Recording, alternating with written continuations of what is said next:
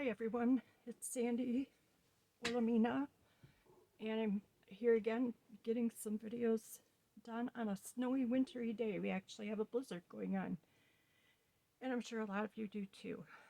Um, so thank you for stopping by. I hope you have some warm and cozy things to do. Are you journaling?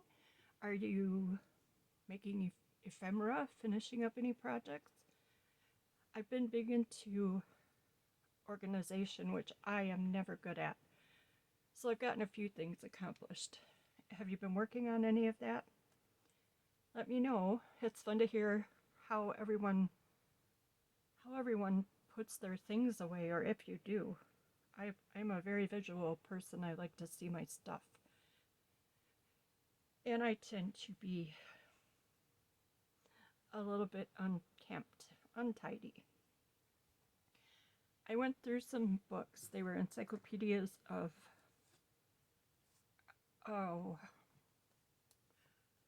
architecture and machines and mechanics, all kinds of fun stuff. They were from 1873 and 1893. And I wanted to make sure that you guys always look at books because, and I'm sure you do, but some of these things are so amazing. The engravings and just, they're amazing. And I saved out the railroad and a lot of other things. I mean, this little packet here is definitely railroad, and it talks about the parts, the engines, and then I have, well, it talks about all the parts, all of the things. But they're such gorgeous pictures, and I kept those out. I'm gonna add these to the railroad packets or make a new one. Railroad cars.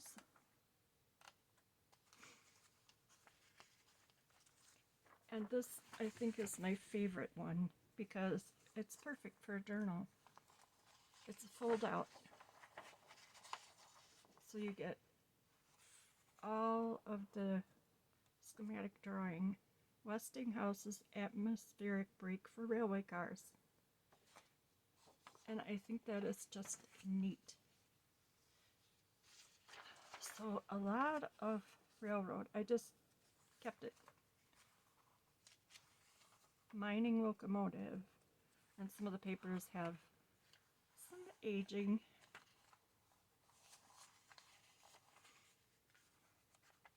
There's just so many things, and I kept a bunch for bundles for anyone that wants to do steampunk type things, because again, there's just so much you could do with these pages. More railroad. Most of this is railroad. Talks about building trestle bridges for the railroad.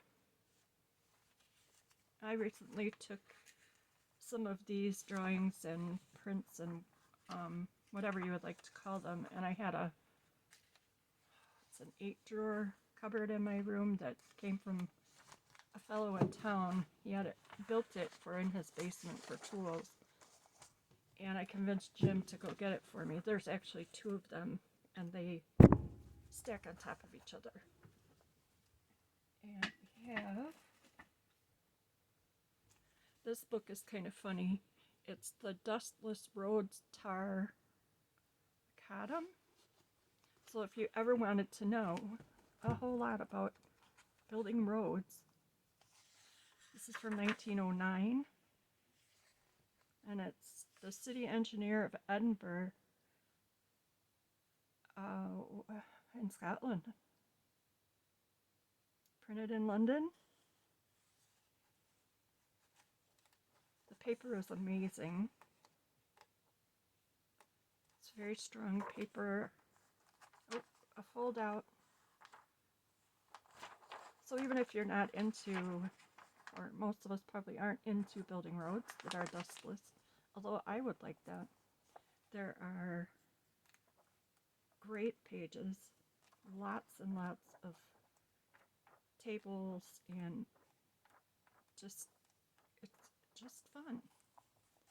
So don't discount these silly old books that you're not sure about.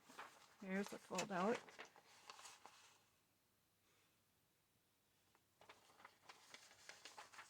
So wouldn't that be cool? In a journal, you could make that into 2 fold outs for your journals. There's another one. That one's 3. Oh my goodness. 1, 2, 3, 6 panels. And there's more.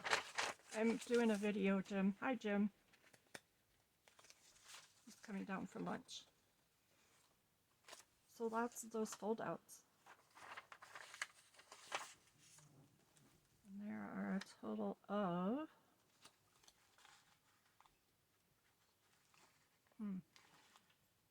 230 pages. Well, now it's probably going to get noisy because Miss Louise.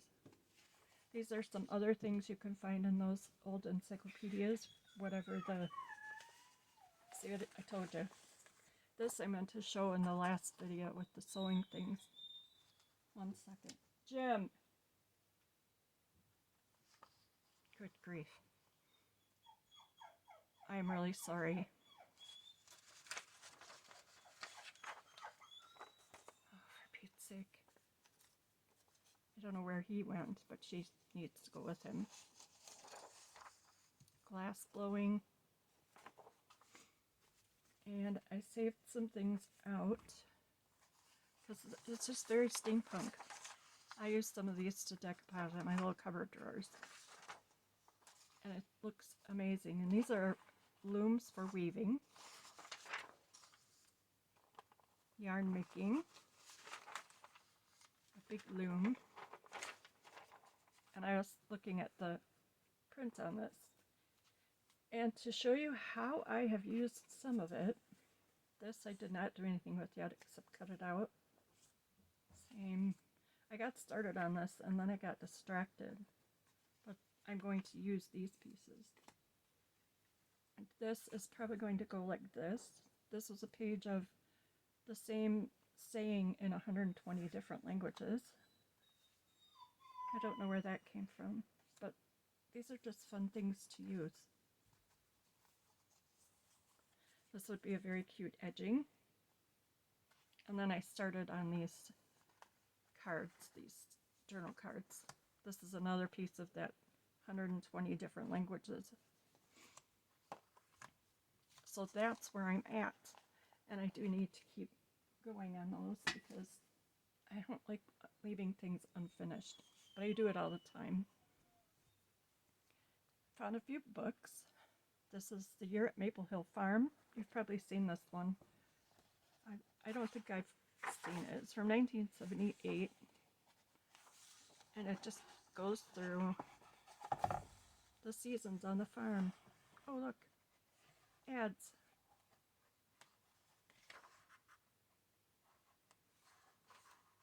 I love the graphics.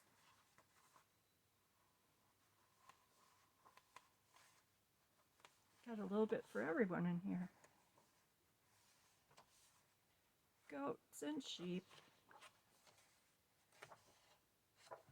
So that'll be fun. Oh, it'll be fun anything, really. My goodness. This little book is the story of the revolution, of the French Revolution. And it's a very cute little book. Oh, I am so sorry. I'm going to kill her. Not really. The Knickerbocker Press, 1884. And these pages are, they did pass the test for, let me see here, try it again, make sure. I love the end papers. Okay, let's see if it passes the corner test. I think it might not. Oops. Nope. So these are fragile pages. But they're gorgeous. Jim, can you put her out or something? I'm trying to do videos. Out they go. Even Jolly, he's like, oh man, out in the snow. So these are all, I'll be putting some of these in bundles, and unless someone wants the entire book, let me know. That's an oldie. I also have a few books here that, this is a tiny little ledger. It says Hurley Brothers Printers and Binders, Bay City, Michigan. It has all of its alphabet. There's only this one page with writing on it. So the rest of it is blank. All of the pages are here. Has the really pretty marbled edges. It's in good shape. It could probably use some repair on the spine, but the pages are not coming out. And look at the sewing. That's an old way of sewing in a book. By hand. So I thought that's cute. Let's see, I've got a pile sitting here next to me. Another ledger. I haven't cleaned it up yet. And this is probably a little newer, I'm not sure. And it, again, there is no writing in it. It's really pretty. Make that a true color.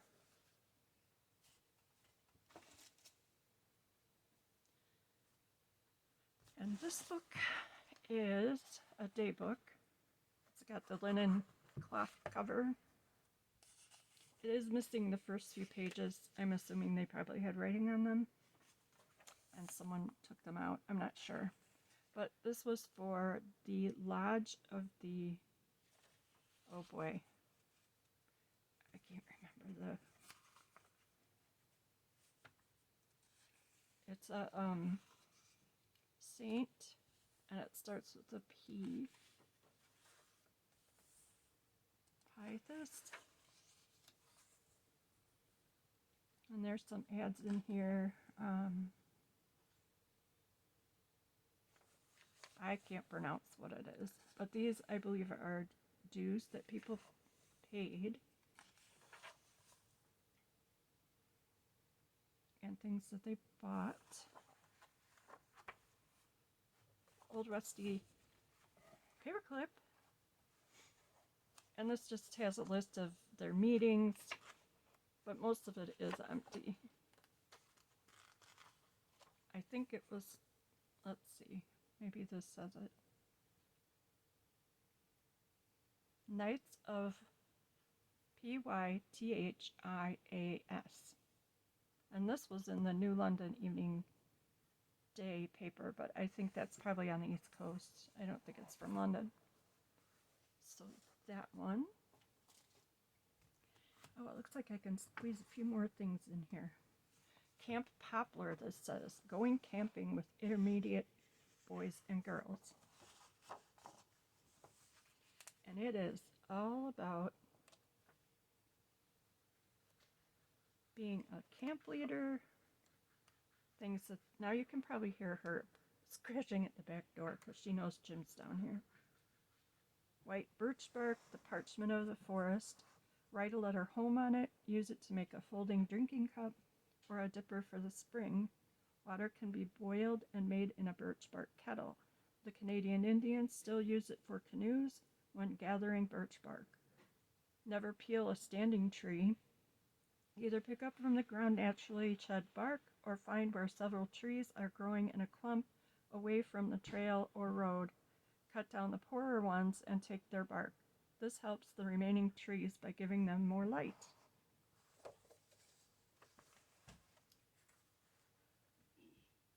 They look like they're really not too sure. I'm not sure how I would be with those kidlets with swords.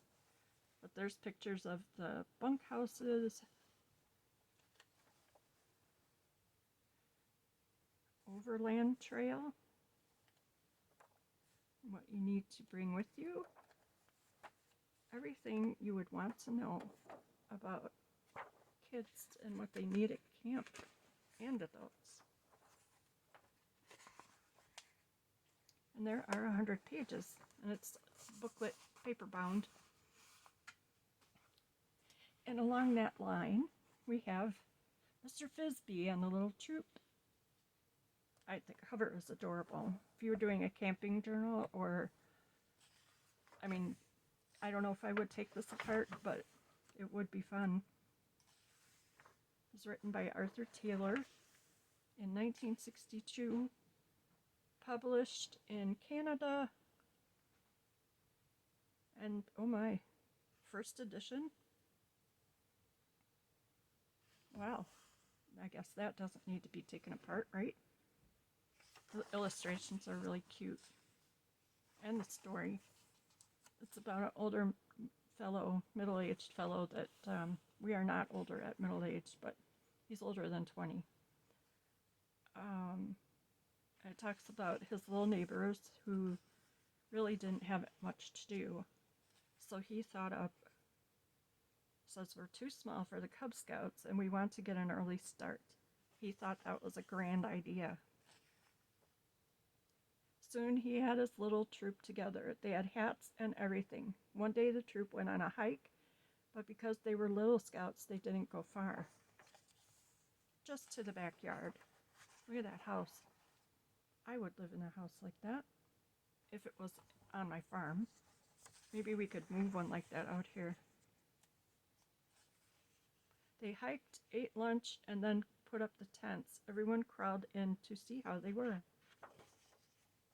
And when it got dark, they camped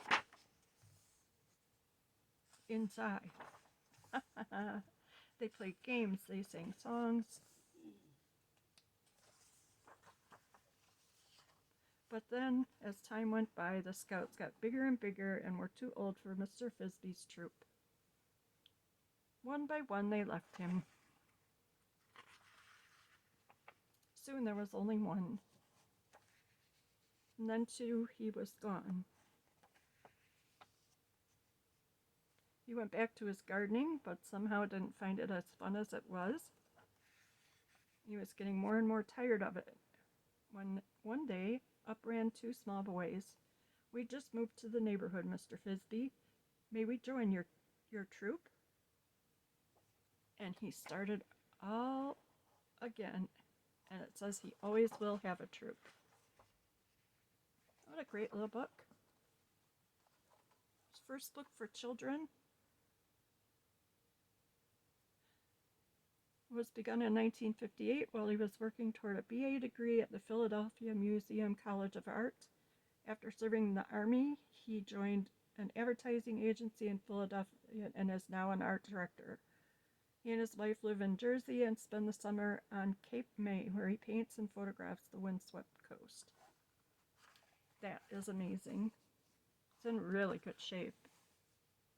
So I'll be putting that on the market at my website for sale as a whole book. And I think that is probably it for this video, and I will be filming a bunch more today. I hope that you are all safe and sound at home and warm and doing something you love to do. Thank you for coming by, and smooches from the sheep.